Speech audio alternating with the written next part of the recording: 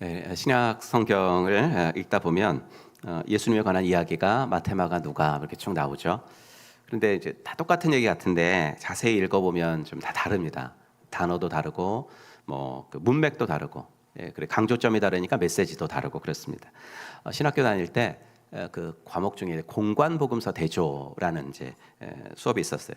레포트를 어떻게 쓰는 거냐면 마태, 마가, 누가 복음 중에서 공통된 다 나오는 그런 본문을 하나 정해요. 그래서 그것을 대조, 비교, 분석해서 뭐가 다르고 어떻게 다른지를 이렇게 레포트로 쓰는 건데, 제가 대학교 들어왔을 때 레포트를 당연히 손으로 썼어요. 그죠? 예.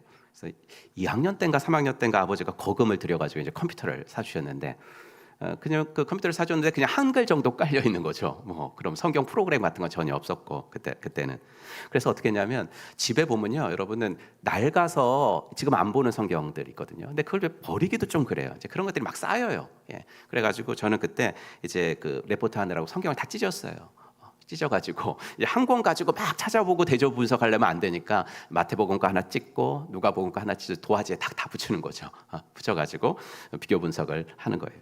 근데 제가 무슨 말씀을 드리려고 하냐면, 성경은 이렇게 대조를 하고 분석을 하고 그래서 나 다 파악했네, 다 이해했네 라고 생각해도 결코 마르지 않는 셈이에요.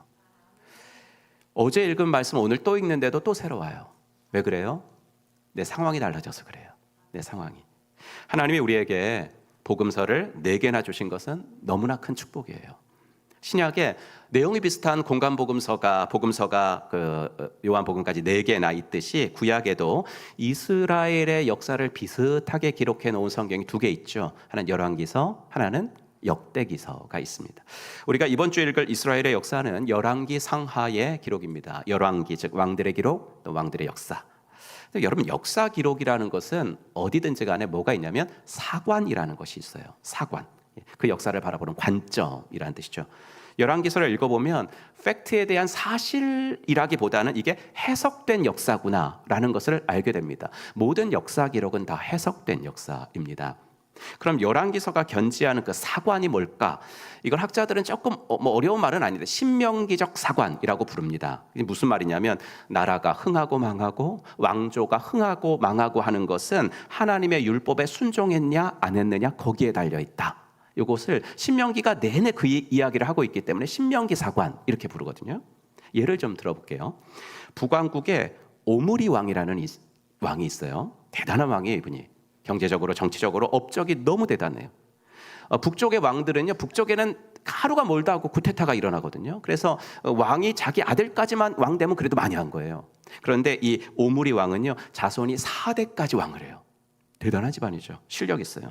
하지만 열왕기서는 오므리 왕을 단 한 줄 평으로 기록합니다. 오므리가 하나님 보시기에 악을 행하였더라. 끝이에요. 예. 왜요? 하나님의 율법을 안 지켰으니까. 하나님의 말씀에 순종하지 않은 채 쌓아올린 업적은 하나님이 인정하지 않으시겠다라는 거거든요.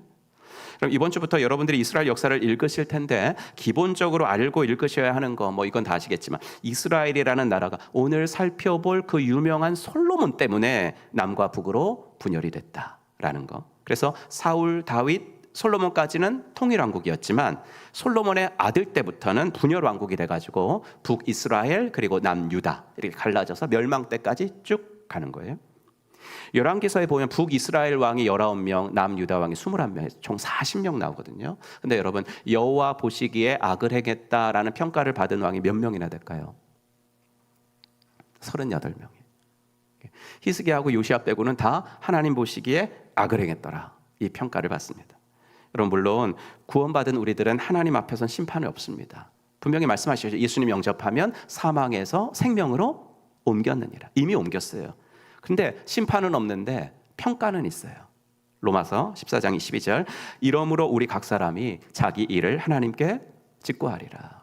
하나님 앞에서 나 일생을 이렇게 살다 왔다고 내 입으로 고백해야 될 날은 있다고 하셨잖아요.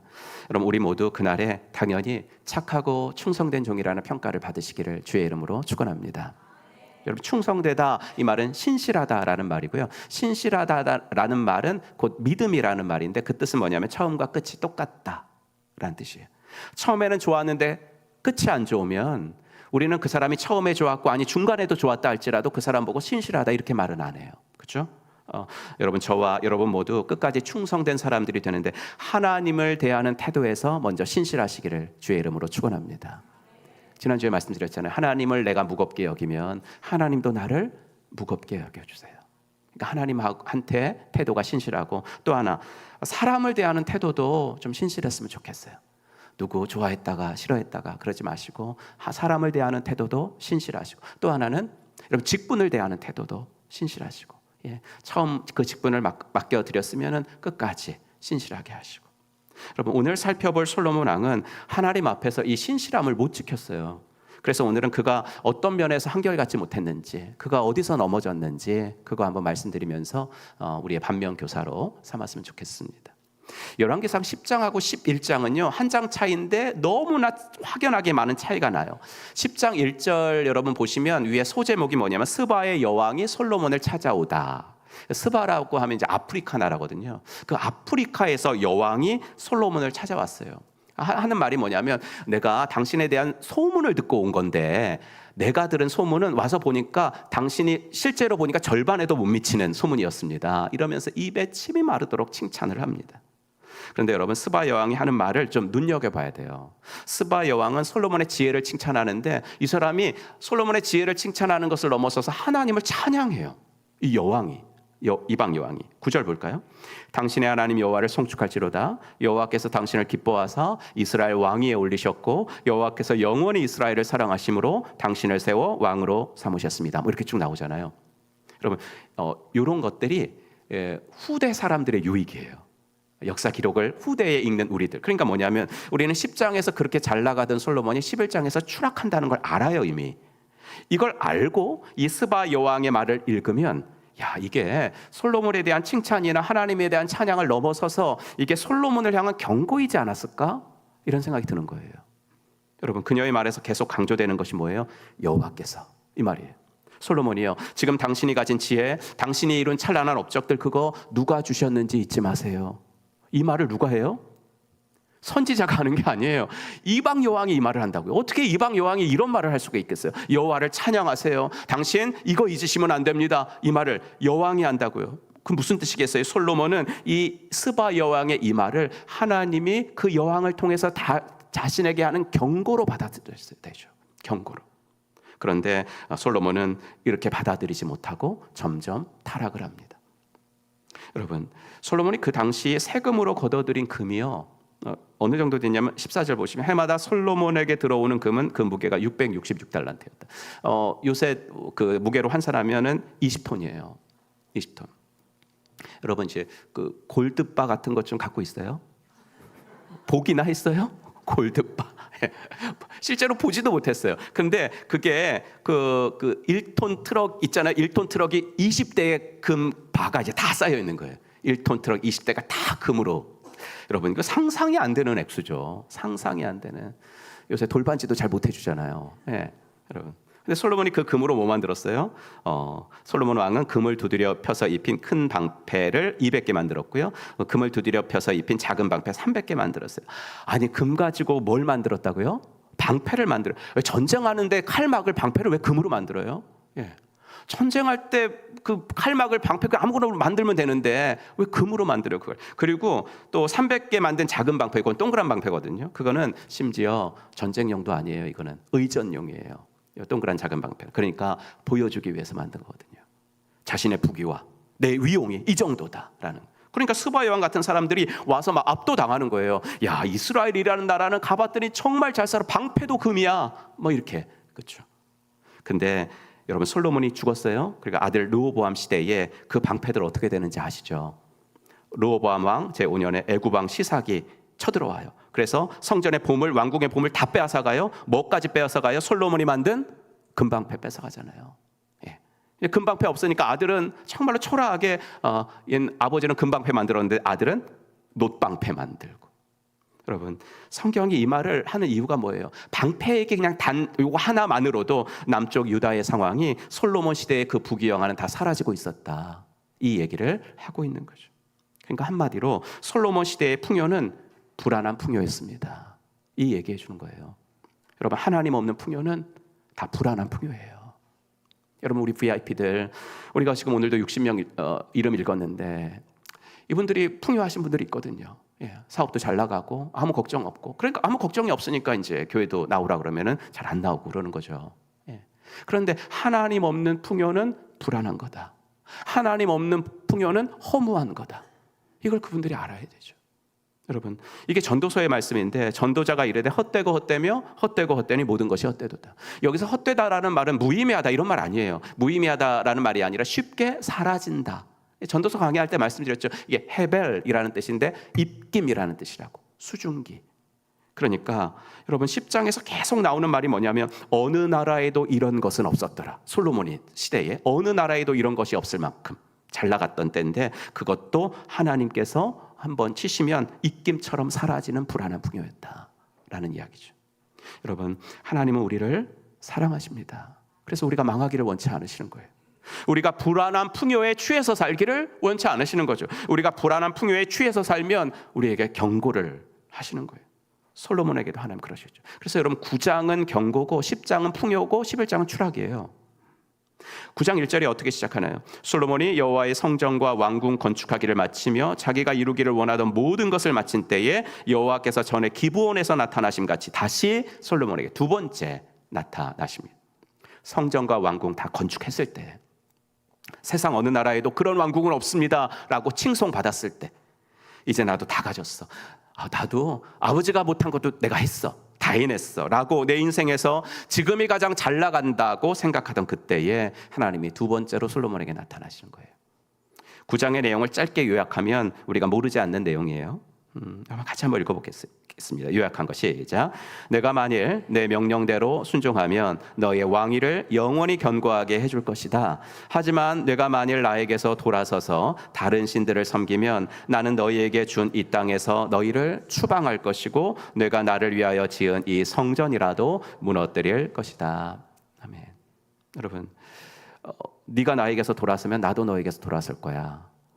그럼 우리는요 하나님은 항상 나를 보고 계시죠. 근데 이런 경고도 있어요. 네가 나에게 등을 돌리면 나도 너에게서 등을 돌릴 거야. 무서운 경고거든요. 근데 그런 풍요에 취하니까 솔로몬은 이 말이 귀에 들어오지 않아요. 그럼 솔로몬이 처음에 하나님이 나타나셨을 때 하나님이 너 뭐 해줄까? 그랬더니 뭐 구했어요? 지혜 구했죠. 그랬더니 하나님 너무 기뻐하셔가지고 야 네가 구하지 않은 것도 줄게. 그래서 구하지 않은 게 뭐예요? 부귀영화예요. 근데 그것도 주셨다고요. 그러니까 솔로몬이 지금 갖고 살고 있는 것 중에 하나님이 주시지 않은 건 없어요. 부귀영화도 하나님이 주신 거예요. 하지만 하나님은 그래 주긴 주는데 너 이거 3개는 하지 말어 라고 이렇게 좀 이스라엘 왕이 조심해야 될 것을 말씀하셨는데 하나가 병마, 하나는 아내, 하나는 자기를 위하여 은금을 쌓는 거. 자기를 위하여 은금을 쌓는 거. 3가지 하지 말아라. 근데 솔로몬은 이 3가지를 다 어겨요. 물론 처음부터 한꺼번에 작정하고 어긴 건 아니죠. 여러분 우리도 한 번에 큰 죄 지을 만큼 담대하지 않잖아요. 그렇죠?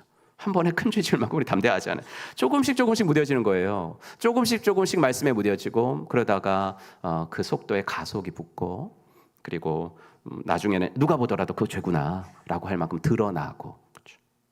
은금 쌓는 거, 물질에 대한 유혹 앞에 무너진 것은 지금 방패 얘기해드리면서 했죠. 물질에 대한 유혹뿐만 아니라 솔로몬은요 여자의 유혹에 넘어져요. 여러분 아내를 두지 말아라 이걸 좀 오해하지 마셔야 되는데 이거는 일부 다처제를 말하는 게 아니에요. 예. 고대 세계에서 일부 다처제는 이상한 게 아니었어요. 아브라함도 첩이 있었고 지난주에 말씀드린 한나의 남편 엘가나도 첩이 있었죠. 솔로몬은 왕인데요. 뭐 두말할 거 없죠. 여기서 아내를 많이 두지 말라는 것은 정략 결혼을 말하는 거예요. 정략 결혼.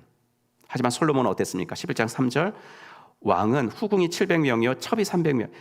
여자가 몇 명이에요? 1000명이에요. 예.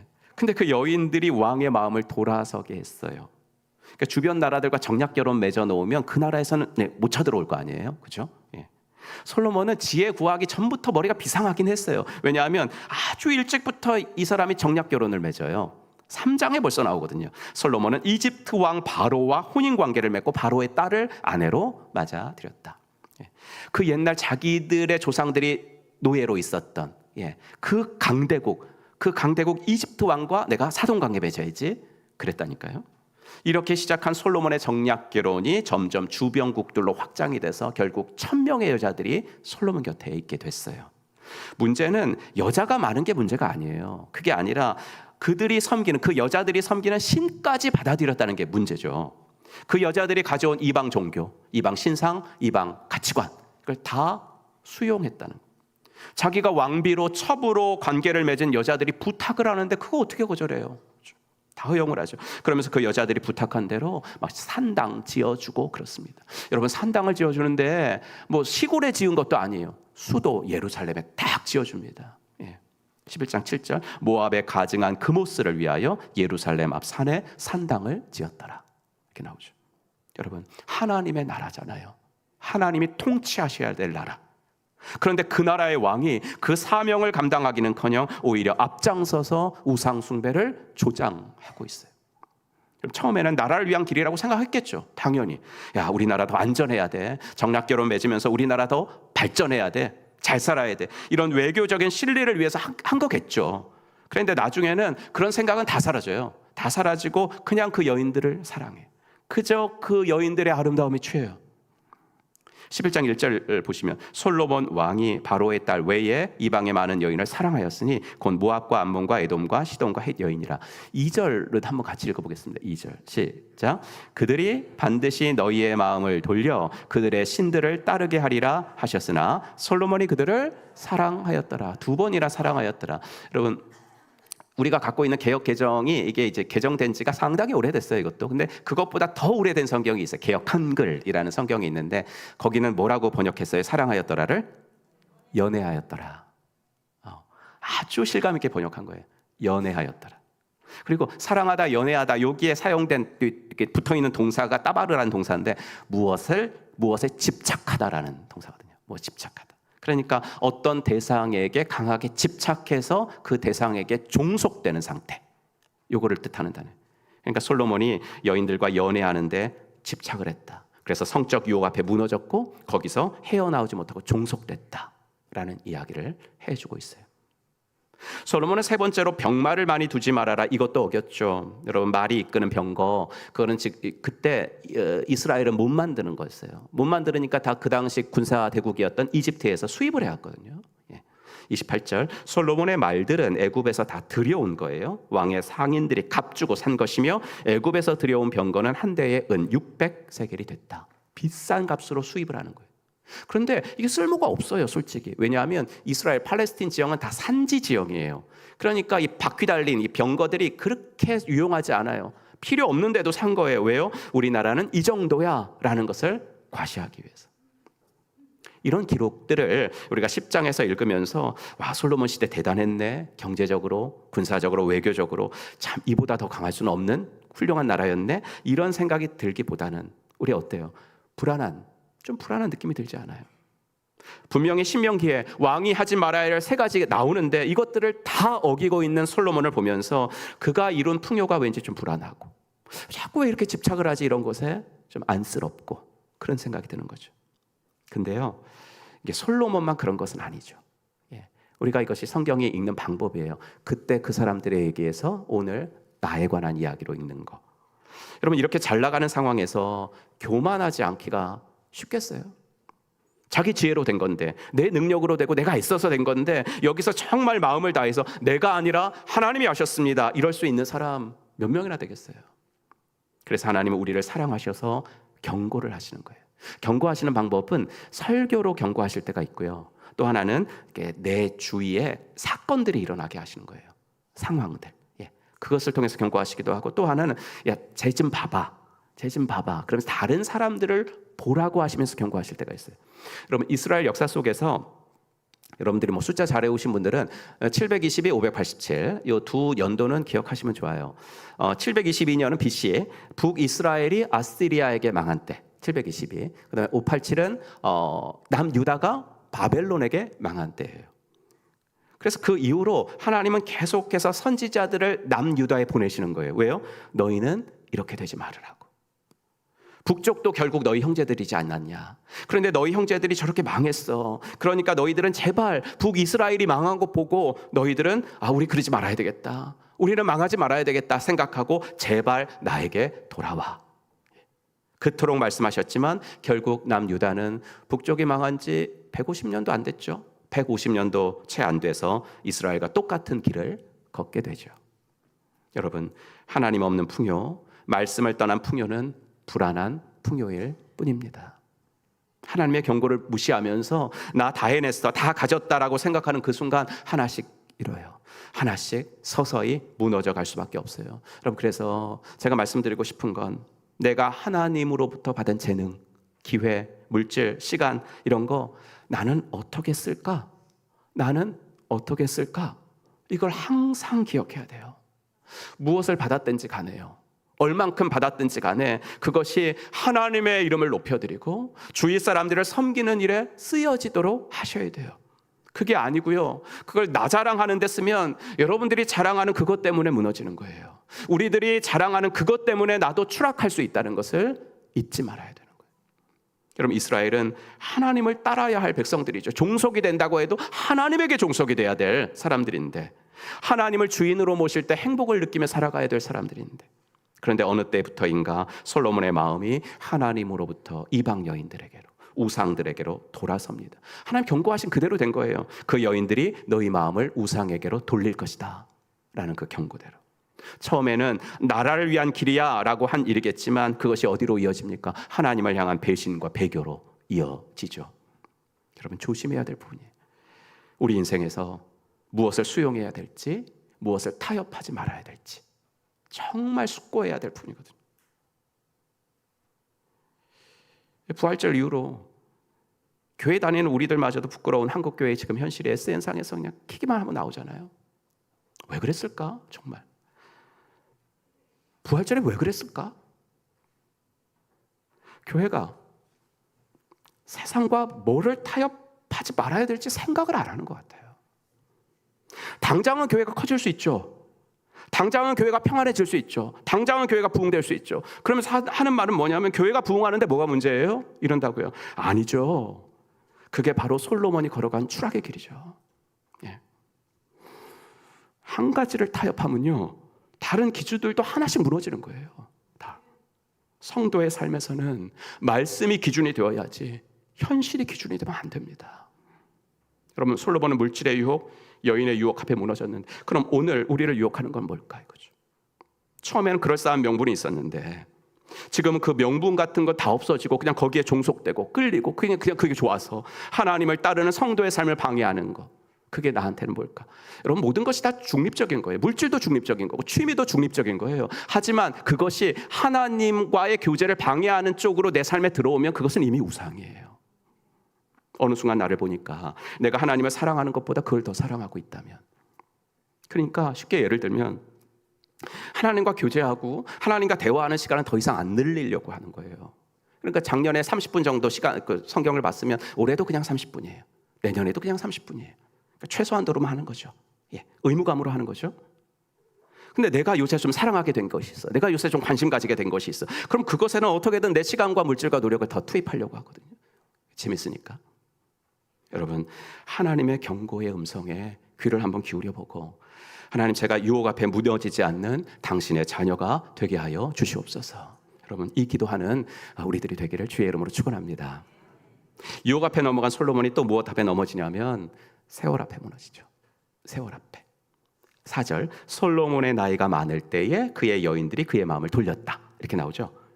그럼 아버지 다윗이 아들에게 남긴 유언이 있잖아요. 2장에 나오는데, 이건 다윗이 죽을 날이 임박함에 그의 아들 솔로몬에게 명령하여 이제 유언하여 이르되, 내가 이제 세상 모든 사람이 가는 길로, 죽음의 길로 간다. 그러니 유언하는데 너는 힘써 대장부가 되고. 하나님 앞에서 대장부가 되라는 유언이 있었는데 솔로몬은 그 모든 유언들을 다 어기며 추락해 갑니다. 여러분, 솔로몬을 향해서 성경 기자가 계속 이 말을 써요. 아버지 다윗의 마음과 같지 않았어요. 솔로몬은요, 아버지 다윗의 마음과 같지 않았어요. 이 말을 계속하면서 하나 추가하는, 코멘트하는 것이 뭐냐면 그때의 솔로몬의 나이가 많았더라, 이거거든요. 여러분, 세월 앞에 뭐 없어요? 장사가 없어요? 예, 아무리 저속 노화를 외쳐도 노화가 돼요. 예, 그렇죠. 여러분, 근데 이게 꼭 건강만을 말하는 거 아니거든요. 무력한 인간의 한계성을 말하는 거예요. 맞죠? 우리는 자기 인생을 장담할 수 없어요. 지난 고난주간 묵상에서도 보지 않았어요? 그렇게 큰 소리치며 장담하던 베드로가 무너지잖아요. 그러니까 우리는 항상 자기가 장담하는 부분에서 무너지는 거예요. 자기가 큰 소리 치는 부분에서 넘어지는 거예요. 그러니 저와 여러분은 어때요? 기도해야죠. 여러분, 우리가 자기 인생을 장담할 수 없습니다. 그러니 난 안 그러겠지, 난 안 그럴 거야, 그러지 말고 그 장담 대신에 기도를 해야 합니다. 하나님 저를 지켜달라고, 세월 앞에서도 무너지지 않는 신앙을 달라고 기도하셔야죠. 여러분, 우리가 성도들 사이에서 제일 하지 말아야 할 말, 나는 이거라고 생각했는데 나도 해봤어. 이 말 좀 하지 마세요. 나는 이 말만큼은 우리들은 안 했으면 좋겠어요. 나도 젊었을 때는 열심히 했어. 나도 한때는 새벽 기도부터 교회 예배까지 내가 공예배 빠진 적이 없어. 나도 교회 봉사란 다 했어. 그렇게 과거를 읊는 신앙은 참 부끄러운 신앙이에요. 과거를 읊는 신앙이 아니라 지금 내가 충성하고 있는 것으로 말해야죠. 지금 내가 헌신하고 있는 그걸로 말해야죠. 근데 이게 힘들죠. 이게 되게 힘들어요. 그러니까 기도해야 한다고요. 적어도 이 기도를 한다면 과거에 비해 무뎌져가는 내 자신을 안타까워하는 것이기 때문에 소망이 있는 거예요. 적어도 이 기도를 하면 세월 앞에 무너지지 않게 해달라고. 내가 나를 위해서도 이 기도를 해야 되는데 우리가 서로를 위해서 기도하셔야 돼요. 서로를. 하나님, 아무개 목자님이, 목녀님이, 그래서 오늘도 그 일부 예배 때 헌신이 나오셨는데 어느 목자님이 나 이것 갖고 기도해 주세요. 제목을 보니까 초심을 잃지 말게 해주세요. 우리 아무개 목자님, 목녀님이, 아무개 장로님, 권사님이, 아무개 집사님이 세월 앞에서 무너지지 않게 해달라고. 서로가 중보해야 돼요. 여러분들, 저를 사랑하신다면 저를 위해서 기도해 주세요. 제가 세월 앞에서 무너지지 않게 해달라고. 제가 행복한 교회 올 때 가졌던 5년 전의 초심이, 아니 올해가 목사 안수 받은 지 27년 됐는데 27년 전에 가졌던 초심을 잃지 말게 해달라고 기도해 주세요. 하나님과 성도들을 무겁게 여기고 성도들을 어렵게 여기는 그 마음이 흘러가는 세월 앞에서 무너지지 않도록 기도를 해주세요. 저는 우리 행복한 교회 성도들은 하나님 앞에서만큼은 영원한 청년으로, 영원한 청춘으로 살다가 주님을 만나셨으면 참 좋겠어요. 이 설교를 준비하면서 돌아가신 아버지와 장인어른 두 어르신들을 떠올리게 될 수밖에 없었어요. 돌아가시는 그 순간까지 하나님 아버지 앞에서 어린 아이 같으셨던 두 분, 평생을 주님을 믿고 교회의 굳은 일들은 다 하셨지만 그 일들을 하면서도 세상 말로 달고 다른 익숙한 모습으로 하신 것이 아니라 늘 처음 하시는 것처럼 감격으로, 감사로. 담임 목사님이 뭘 맡겨주면 맡겨주심이 과분합니다. 이제 한 분은 떠나시고 그 담임 목사님 은퇴하시고 젊은 목사님이 오셨는데 그 젊은 목사님 앞에서도 80이 되신 분이 맡겨주셔서 감사합니다. 뭐 맡겨주셨냐면 주차하라고 맡겨주셨어요. 네, 원로 장로님 주차하지 마세요. 그래서 돌아가시기 몇 달 전까지도 주일날 주차 봉사를 하면서 유아부 아이부터 온 교우들을 맞이하시다가 하나님 앞에 가신 그 아버님들의 모습이 떠올랐어요. 하나님, 저도 그렇게 살다 가게 하십시오. 하나님 앞에서는 어린아이처럼 살다가 가게 하십시오. 하나님, 제가 정말 세월 앞에 무너지지 않는 한 사람의 그리스도인이 되게 하여 주시옵소서. 모두 세월 앞에 무너지지 않는 하나님의 사람들이 되어보기를 바랍니다. 마지막 짧게 말씀드릴게요. 솔로몬은요, 설마 앞에 무너졌어요. 설마. 하나님의 이 경고가 설마 이루어질까? 설마 하다가 말씀을 소홀히 하고 그러다가 자신도 나라도 넘어지고 말았죠. 여러분, 날마다 말씀 앞에 나를 세우시기를 주의 이름으로 축원합니다. 그래서 요즘 우리가 하는 엣지 통독이 너무 우리에게 도움이 돼요. 근데요, 이것도 바라기는 매너리즘에 빠지지 마시기를 바랍니다. 물론 같이 하는 공동체성이 지금 우리 엣지 통독에 있기 때문에 혼자 하는 것보다 엄청나게 좋은 지속성이 있습니다. 그래서 제가 뭐 10월 정도에 이제 끝나는데 엣지 통독이 보니까 거의 많이 가실 것 같아요. 끝까지 가실 것 같아요. 근데 바라기는 이것마저도 의무감이 되지 않기를 바랍니다. 큐티 자체가 중요한 게 아니에요. 통독 자체가 중요한 게 아니에요. 실제로 말씀 앞에 나를 정직하게 세우는 노력들이 있어야 되는 거예요. 이게 없으면요, 말씀은 말씀대로 읽어요. 묵상도 하고 통독도 하고 오늘 그 단톡방에 그 통독 나눔도 올려요. 하지만 여전히 내 삶의 현실에서는 나의 판단이 말씀보다 앞서고, 그렇죠? 진리보다는 내 실생활의 실리가 앞서고 하나님의 명령보다 현실이 앞서고. 설마 그렇게 되겠어? 말씀을 여러분 가볍게 여기지 마시고 말씀에 무뎌지지 않는 영적인 감수성들이 더 예민해지시기를 주의 이름으로 축원합니다. 여러분, 이번 주에 읽고 묵상하고 나누실 열왕기서는요, 하나님께 등을 돌린 솔로몬에게 하나님께도 등을 돌리셨다라는 걸 우리들에게 보여주면서 말씀을 떠난 성공은 불안한 풍요입니다. 그것은 성공이 아니라 치명적 실패일 수 있습니다 라는 것을 얘기해 줘요. 여러분들이 인생을 살면서 제일 만나지 말았으면 하는 사람이 누구예요? 누구 한 사람 딱 특정하는 게 아니고 나를 배신하는 사람만은 안 만났으면 좋겠다. 나를 배신하는 사람. 그러나 성도가 가장 두려워해야 할 것은 내게 등을 돌리는 사람이 아니라 내게 등을 돌리시는 하나님이십니다. 정말 두려워해야 돼요. 하나님 대신 사랑했던 거, 하나님보다 더 의지했던 것이 비수처럼 내게 돌아올 수도 있다라는 것을 솔로몬이 보여주고 있어요. 그러니까 결국 내 대적은요, 내가 만든 거예요. 내 불신앙이 만들고 내 불순종이 만든 거, 내가 자초한 거죠.